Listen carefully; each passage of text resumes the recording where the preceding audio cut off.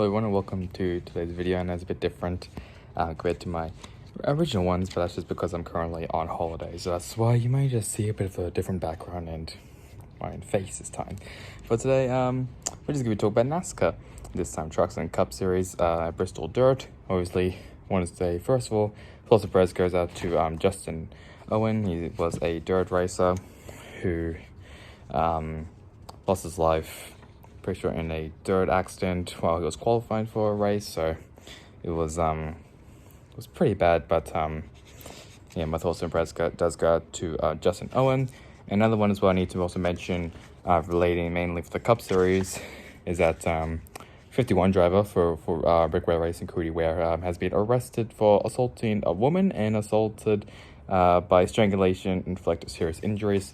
Obviously, I actually have a notepad with me, so that's why you may see me read it. I might be just off the camera a bit, but there's some important things I just want to mention. We don't know who's going to be driving the 51 in next race at Martinsville, which is for Cup Expanding Trucks. I'm pretty sure also for the Wheeler Modified Tour as well. And I don't think it's going to be Matt Crafton. Matt Crafton was driving the 51 car in Bristol. But not too sure who's going to be the driver of the 51 for Martinsville. But we'll first start off with the Truck Series. And the notes that I have for the Truck Series is there was many cautions and a lot of spins. I know, like, Talon Carpenter for Nice Motorsports, the 41 truck, he spun out like 3 times, I swear, then finally crashed out like pretty late into the race. But it was mainly Joe Logano who dominated the whole race in the 66 Full Sport Racing truck. And then second place to him is his teammate Ty Majeski. Then we got William Byron, Matt Crafton, Granite Thinker, Jake Garcia. Shout out to him, he's been having a great start to the season. Trace Briscoe, Tanner Gray, Keaton Honeycutt for Roper Racing. I don't know how he's gained that truck in the top 10, but that's very, very impressive. And then in 10th place we have Matt DiBenedetto. Logano, he won both stage 1 and 2, so very, very dominant, a dominant showing from Joe Logano. And the point standings, we had Ty Majeski in first place, and got Zane Smith, Ben Rhodes, Matt Crafton, Christian Eckes, Granite Finger, Corey Hine, Tanner Gray, Matt DiBenedetto, and Nick Sanchez ran out the top 10. Also, another driver which I forgot to mention is Lawrence Allen. He failed to qualify once again this season in Nice Motorsports equipment. In Carson Honesvar, he won in Nice Motorsports equipment. So I don't know what Lawrence Allen is doing. He's probably there just for a waste of time, but very, very impressive that he failed to qualify in Nice Motorsports equipment. And I'm trying to remember who actually got pole position, and I cannot think on the top of my head.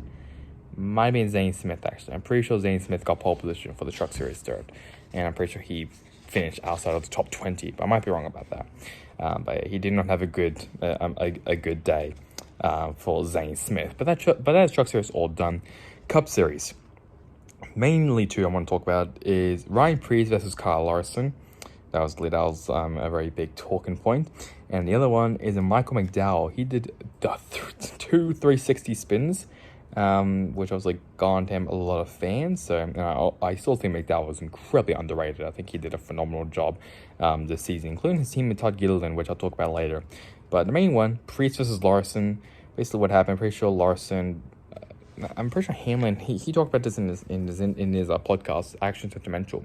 He talked about that Larson will put you in a position, and basically he will I'm pretty sure what he did to Preece was that he was going to basically run him into the wall. So he will basically give you a choice: either you back off or you get hit into the wall. Preece hit the wall. He wasn't too happy with him. I'm pretty sure broke the toe link. I'm pretty sure on Preece. Might be wrong about that. And then a couple laps later, I'm pretty sure near the end, after Larson spun himself out, he got into Larson, and Larson sadly was out of the race because of that. And Jonathan Davenport, obviously Superman, in the dirt scene, I'm pretty sure he was also involved in that accident as well. So pretty unlucky for Davenport, Davenport, or Davenport, whatever. But yeah, pretty unlucky for him. He was actually running pretty decently as well in college racing equipment. And Larson was also a pole winner as well. But the top 10, we have Christopher Bell, who won the race. I'm pretty sure it's his first race win this season. They got Tyler Reddick, who was a Stage 2 winner.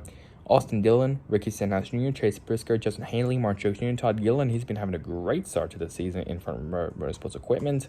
They got Kevin Harvick and Ty Gibbs ran out to top 10. Obviously, Michael McDowell, he finished in 11th place. Ryan Preece, he finished 24th. And our Stage 1 winner, Kyle Larson, finished in 35th place after involved in an accident.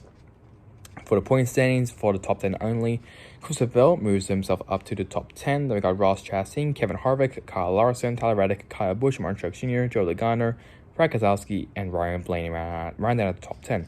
One thing I'm pretty sure I forgot to mention, I actually haven't mentioned this at all, but the two Hendrick cars, Bowman and Byron, pretty sure they got penalized, pretty sure they got points deducted, and a fine as well. And surprisingly as well, Hendrick Motorsports, they would not be appealing that. They made an announcement that they would not be appealing the penalty. So at least we're not going to have a whole debacle of favoritism, I guess we'll say, in the panel in NASCAR. Obviously, if you don't know, the appeals panel basically gave Hendrick all the points back, but kept the fine and the suspension, but not the points. So the points were back onto all the drivers and owners and drivers. NASCAR wasn't too happy about that, and then Kaulig appealed, and their punishment was upheld, including the Denny Hamlin's appeal, which is also upheld. So a bit of favoritism, I guess we'll say, from the panel on NASCAR. Well, it's not even NASCAR even. It's just three individuals in the panel. So pretty weird about that, but I'm pretty sure Kaulig, they're going to be going up to like the next level or something. I don't know, something about going up to like the next level above the appeal. Pretty sure it's like, I don't know, some commission appeal. I don't freaking know what it is, but all I know is that Kaulig, they weren't too happy about that, so they're just going to go to now the next level to hopefully get their points back. Pretty sure Justin Haley, who was affected by that, I'm pretty sure he's now sitting 35th, maybe 37th now in the standings. He's now in positive digits, which is a good sign, but he needs to do a lot more than doing double digits. Obviously, he did. He actually finished 6th place, which is pretty good for Kaulig racing. So at least that's some good signs there for Justin Haley. But yeah, so the next race, which will be at Martinsville, I'll be also covering this in this style, basically recording on my phone and having a notepad with me, just so I know what to talk about. And that'll be for the NASCAR Cup Series, NASCAR Xfinity Series, and the NASCAR Craftsman Truck Series. So that's really about it for me. Hope you guys enjoyed it. Catch you guys next time in the next one. Goodbye.